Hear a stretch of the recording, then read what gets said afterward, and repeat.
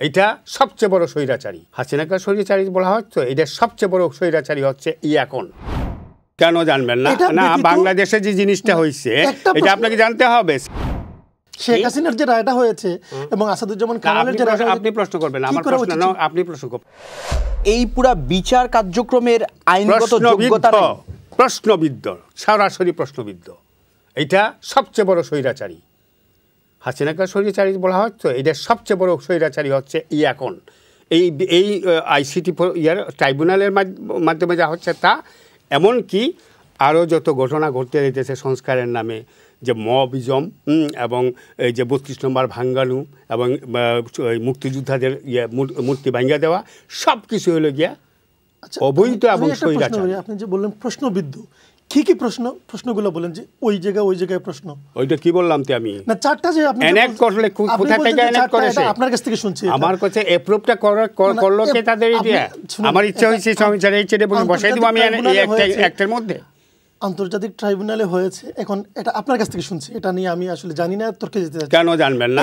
না, বাংলাদেশে যে জিনিসটা হয়েছে এটা আপনাকে জানতে হবে। 73-তে যেটা জন্ম নিচ্ছে সংবিধানের মাধ্যমে, সেই ইতিহাস আমরা জানি, কিন্তু আপনি যে বললেন যে 4টা অ্যাক্ট ইন করা হয়েছে, আউট করা হয়েছে, এগুলো সম্পর্কে আমার জানা নেই, হয়তো আপনারা থাকতে পারে, কিন্তু এইটা পরেও কি কি কারণে এটা প্রশ্নবিদ্ধ হয়েছে আপনি বলছেন। আর একটা কথা বলছেন আপনি যে এটা সবচেয়ে বড় স্বৈরাচারী।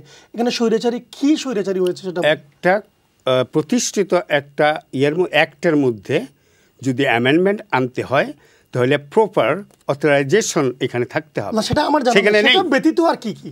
এটা ব্যতীত আর লাগে, কারণ আমার একটাই আমার যথেষ্ট, প্রথমে ধরে দিছি। আরেকটা হইল গিয়া, আরেকটা বলি, সবচেয়ে আজব না শুধু, মানে হাস্যকরেই বটে, রাজাকারদের যে উকিল ছিল রাজাকারদের পক্ষে, সেই রাজাকারের উকিল রায় এইখানে মুক্তিযুদ্ধের বিরুদ্ধে যারা এখন কাজ করছে, আর মুক্তিযুদ্ধ যাদের সঙ্গে মুক্তিযুদ্ধ সংশ্লিষ্ট, সে আওয়ামী লীগের প্রধান এবং প্রধানমন্ত্রী, তার বিচার করতে গিয়া অন্য কোনো উকিলকে দিচ্ছে না, দিচ্ছে একজন ভাড়া করে আইনা নেওয়া দিচ্ছে, এবং ওই লোকটা যে ডিফেন্ডেন্টদের উকিল ছিল সেটাকে বানাইছে এখানে প্রসিকিউটর।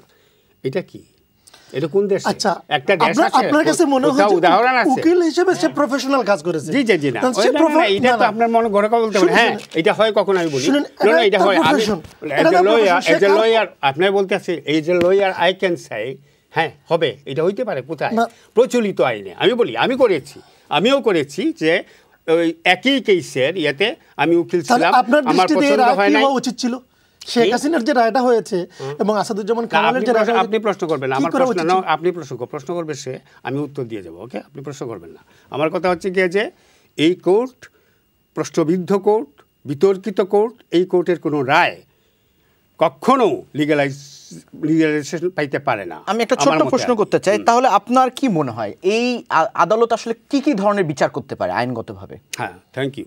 এটা তো প্রতিষ্ঠিত একটা আন্তর্জাতিক অপরাধ ট্রাইব্যুনালের আন্ডারে কি কি হতে পারে। হ্যাঁ, অপরাধগুলা যেগুলা আছে এখানে, যেমন মনে করেন আছে জেনোসাইড, গণহত্যা, এরপরে আছে এই ঘরবাড়ি পোড়ায় দেওয়া মানুষের, এরপরে হলো গিয়া মাইনরিটি ক্লিনসিং, যে সংখ্যালঘুদেরকে করে দেওয়া তাদেরকে, এই ধরনের বেশ কয়েকটা আইন এটার আন্ডার আছে। ওয়ার রেপ, ওই সময় যদি ধর্ষণ করা হয় একটা গ্রুপের মাধ্যমে, ওয়ার রেপটা ওইখানে অন্তর্ভুক্ত হবে।